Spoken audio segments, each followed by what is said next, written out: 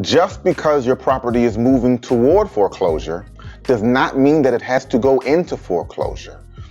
Today, I wanted to talk a little bit about alternative dispute resolution opportunities inside the foreclosure process. I read a really interesting article from an entity called the National Consumer Law Center. And they wrote an article about some of the things that we do here in Florida and things that are taking place all across the country for individuals who may be going towards foreclosure or may have defaulted on their loan and received a notice of acceleration. One of the things that they make sure to reference is that if the property is potentially going into foreclosure and you have a notice of default, that doesn't mean the end all, the be all. You do have certain rights that you can use. You do have opportunities that can help you to resolve the matter. First and foremost, this article recommends that you contact the bank. You have an open line of communication with the bank or with the private investors who have loaned you money. Have a conversation with them. You may be able to have a forbearance or some type of deferment that can help you to get back on your feet so that you can cover your potential mortgage. The other thing that they referenced in this particular article was considering to sell the home prior to foreclosure. Now, when it says prior to foreclosure, I want to make a distinction here because there are 2 points. There's the pre-foreclosure that's before the foreclosure is filed, and there's a pre-foreclosure in that there's an opportunity to sell the property before it's actually sold at an auction, okay? What we're referring to here is actually both of those.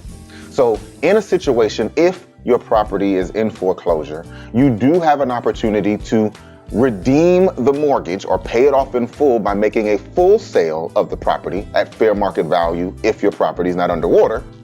Or you can do something called a short sale, which is where you make an arm's length transaction and sell that property to someone else and waive the additional debt that may be associated with the mortgage.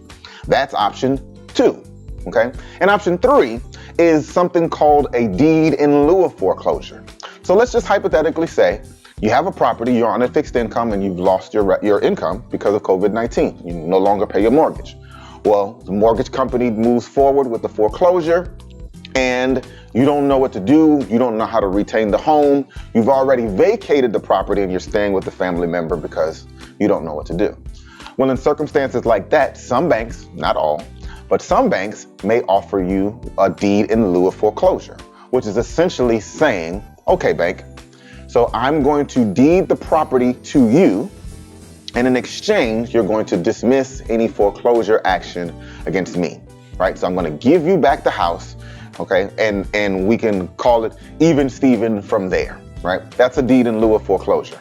And those are 3 simple alternatives to having to go all the way through the foreclosure process that may be able to assist you. So 1, having an open line of communication to possibly get a deferment or a forbearance from the bank so that it avoids default entirely to give you some additional time.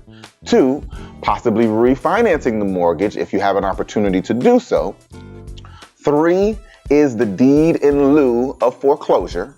So that's presuming you're going into foreclosure and you have an opportunity to give the property back to the bank in order to protect yourself. And obviously the final one as a bonus was the opportunity to sell the property either before the foreclosure starts or when before the foreclosure sale.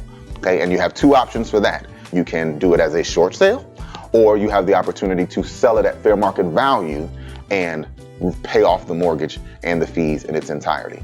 If you have any questions about whether you are in a foreclosure or think you may anticipate going into foreclosure, and you have some questions about what that process may look like or what your rights are, please give the Martin Law Group a call. We'll be happy to assist you.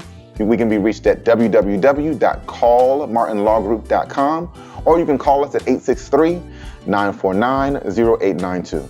Thank you so much for listening. We'll put the link for the article right here on the bottom. So if you're looking for that specific information from that center, you're welcome to it. Have a wonderful day.